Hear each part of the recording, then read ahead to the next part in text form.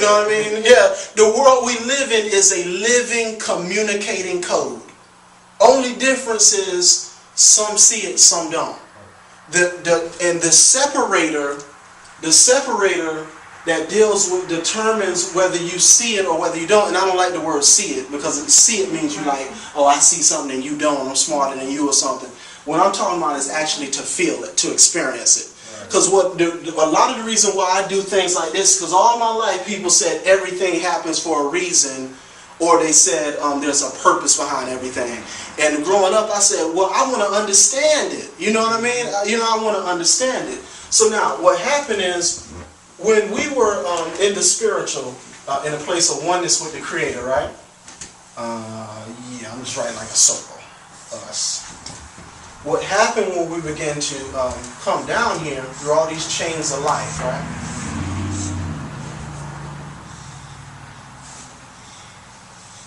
Y'all excuse my drawing. Now, this drawing might put you to sleep, but this is going to be atrocious. Straight up. Okay? What we felt, y'all know this is a brain, y'all. Okay. Y'all know brain got two sides. That's what it is. Okay. T-Bone steak. You hungry, bro? That man is hungry. Okay. Now, what we fell into. Light bulb with energy? Say what? Yeah, that too. Okay, what we fell out of was divine mind. And in divine mind, right? What happens in divine mind is I can sense the uniqueness of myself, but I can live inside of y'all's thoughts. Y'all feel what I'm saying? You see what I'm saying? So what happens when you live within divine mind, or the connection, you don't need to have laws like thou shalt not steal and thou shalt not kill, because if I punch you in the face, I'm bruised. Whether I see it physically or not, I experience it. If not the same, worse, because I recognize that I put that energy out there towards you. You see what I'm saying? Now, when they fell down to this, because they wanted to work it out we wanted all of us, this is all of us. All of humanity fell. So there's no somebody is outside of this thing. We came here so that we could work through situations and build this divine mind from the inside out. Okay? But what we fell into was the brain. Because the brain is, and when I say brain, like I said before, I'm also using that as a term for like ego. We fell into a system that was reactionary. Because your brain, right now, what's happening is everything we see is light reflecting in our eye and being sent back, and the brain is reacting to it. You see what I'm saying? It's processing it. So it's reactionary. So it's based on safety. It's based on survival. It's based on let's be real. All of us want to work as little as possible and get as much as possible. We don't want to work as much as possible and get as little, because we're trying to preserve. The brain is about preserving the individual. You see what I'm saying? But within this still lies this, let's say there's a spark up here. There's a spark within it that we have to reconnect to. Does that make sense? So when we come to a place where we realize, hey, there is more than just me, then what happens is we have to start to reprogram the brain. Okay? And we have to begin to reprogram the brain so that it becomes... y'all ever read, I'm just throwing certain scriptures, I don't know how familiar people are or not, it don't matter. Y'all ever read those scriptures that talks about God came back and sat on his throne? You see? What that's talking about is this. That's a symbol, right? For this divine mind enthroning itself on this brain. Pretty much talking about us. Do you see what I'm saying? Yeah. We think the scriptures are just talking about these people thousands of years ago. Every scripture is only talking about you. Because all of those people are personifications of who we are that we are becoming. Who we are that we're not aware of. So when they're talking about something like Jesus Christ coming to sit on the throne, right? They're talking about the power and character of the divine mind sitting upon this when this is made a vessel for it. When it's disciplined to become a vessel for divine mind. Does that make sense? To be honest, there's a gland in here called the pineal gland. You see, that's all it's talking about. Because if you read in Genesis chapter 32, when Jacob fought himself, he fought an angel, but that angel was himself. After that, he fought the angel, and that angel said, "You shall now be Israel, because you have strive with both creatures, divine and earthly."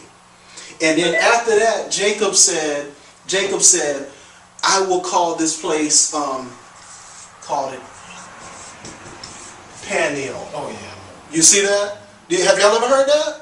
He said, "I will call this place Peniel," because he said, "I have seen the face of God." Now look at this. Peniel, his face of God, he saw what was inside of him. You feel me? So what happened is he had struggled, disciplined himself, fought with all of his selfish urges for the purpose of connecting to the divine mind to the degree that he put in this the ability to submit to this force. And from that point on, what you see with him is where he was afraid of his brother and afraid of his surroundings, that fear mentality we were talking about. He approached all those things. He went and confronted those things. You feel what I'm saying? So he became a vessel of divine mind. So now everything he was afraid of, instead of walking away from it, he became an individual who walked into everything he was afraid of. Because when the brain becomes the throne of the divine mind, then what happens is you become a transformer of darkness to light. So you look for adversity to consume it. Like I read that an eagle, its food is rattlesnakes. It's one of the things that eats a creature that nothing else messes with. You see what I'm saying? So your nature, when you allow this to become a throne of divine mind, is that you consume adversity, insecurities about yourself, about people. You consume that and you turn it into viable energies. That's what Isaiah 31 is talking about. It says soar like eagles.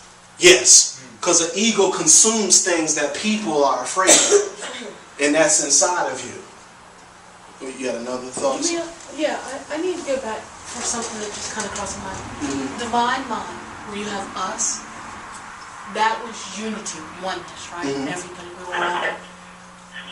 As we were falling, when we get down to brain and ego, is that where we became the individuals? Yeah. Because I was thinking, well, Lord, we all may be going through this brain and ego. We all took on that inflection. Yeah, and we became individualistic.